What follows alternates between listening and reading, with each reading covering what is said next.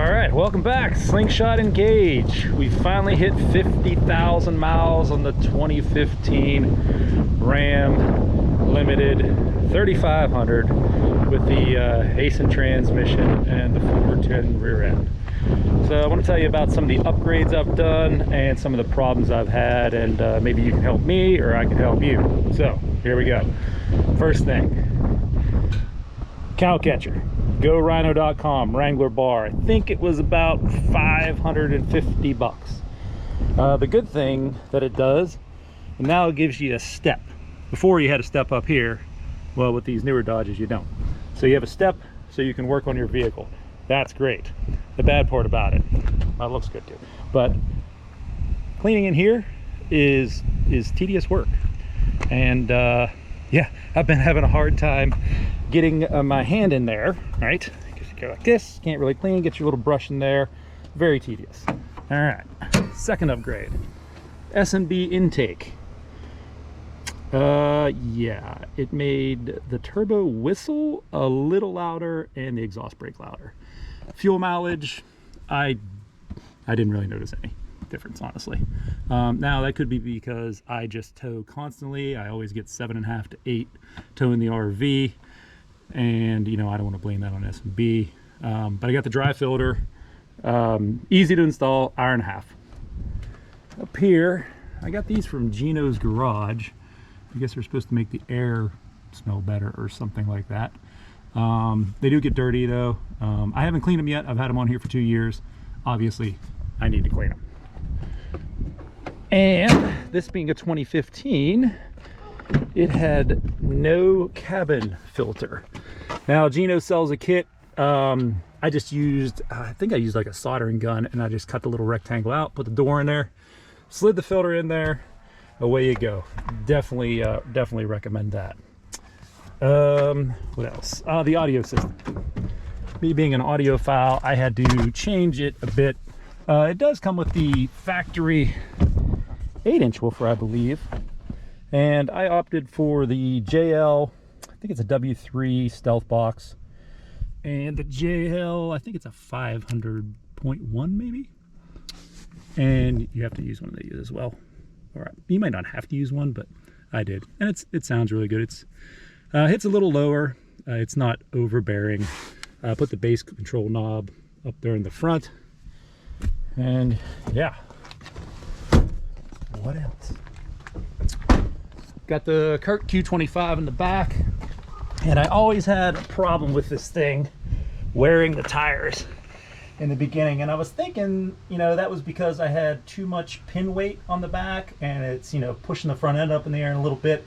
So I did the load lifter 7500s on the back, and those have helped tremendously. Now, I did have to replace the rears, which, by the way, if you go with Michelin's, these are the ones I did in the front. I did these at 30,000 miles.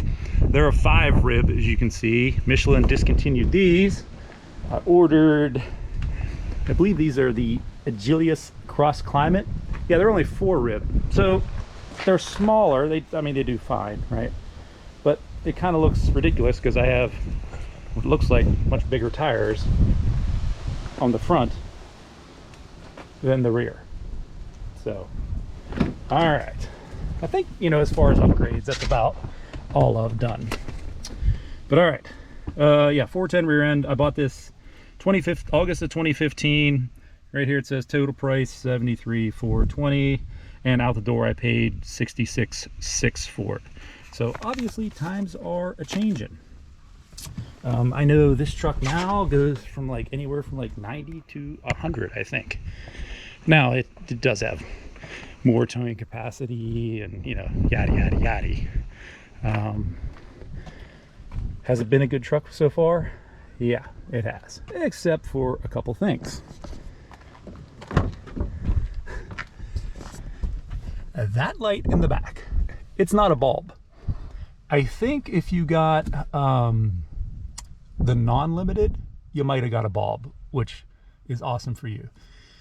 That is just a little circuit board with an LED light soldered into it, and it's $130. So that burned out. Oh yeah, and one thing I forgot to tell you.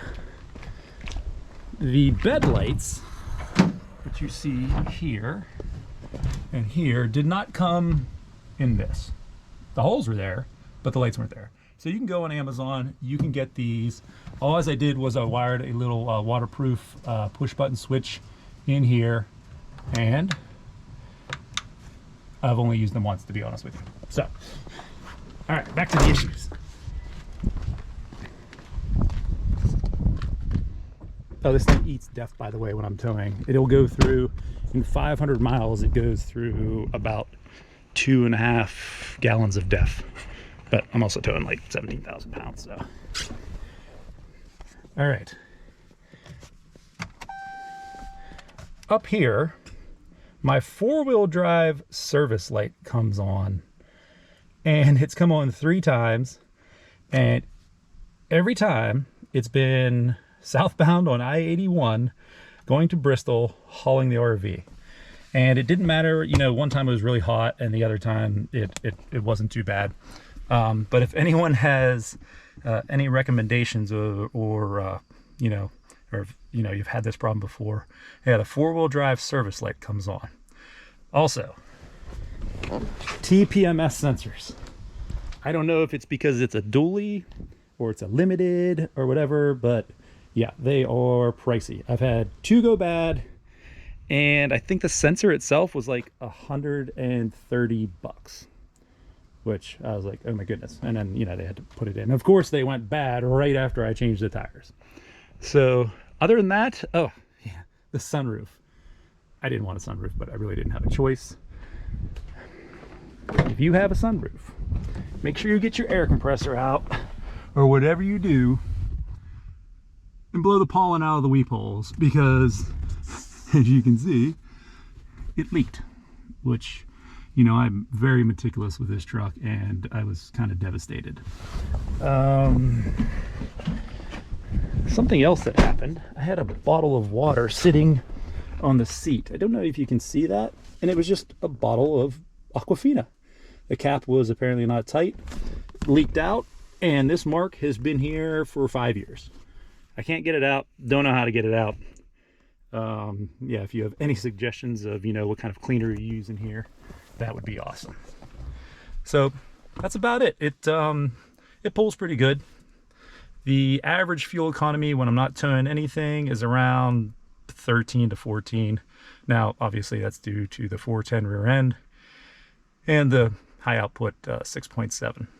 But yeah, so far it's been a good truck. If you don't know, I blew up my 24.5 hauling the camper back, and that was probably due to some of the modifications I made and stuff like that. Everyone's like, oh, it's a bulletproof motor, you'll never blow it up. Well, yeah, apparently I can. Yeah, but if you have one of these trucks and you have any comments or suggestions, that'd be awesome. And hey, thanks again for tuning in. Talk to you next time.